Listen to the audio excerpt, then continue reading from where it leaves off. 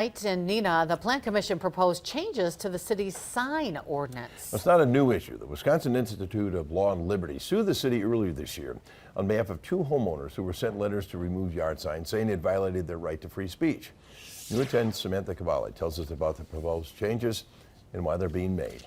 In a unanimous vote Tuesday evening, the Neenah Plan Commission passed a motion to change the city's sign code ordinance. The city's current sign code has existed since 1977. However, it conflicts with the U.S. Supreme Court case Reed versus Town of Gilbert. That decision prohibits regulations of signs based on their content. Deputy Director of Community Development Brad Schmidt says the changes would only allow regulations on size, location, or construction. Other regulations risk infringing on a person's First Amendment rights of free speech.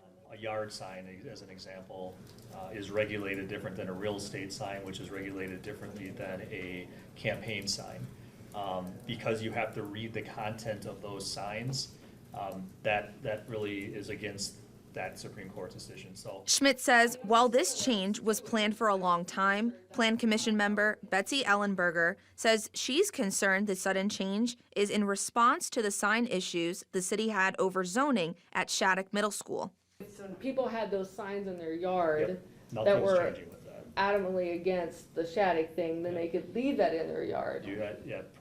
We currently allow one portable yard sign. Okay, I just Up want to to make sure, 30 because I don't days. want that to be No. the big issue going forward, and I Yeah. don't want to hear that from constituents either. Yeah. Schmidt says the Shattuck lawsuit against the city wasn't the only factor, but it did push the changes further along. The rewrite of this code needs to go before the entire council. It will include definition changes that provide clarity, including the definition of a sign. Samantha Cavalli, Action 2 News, Neenah.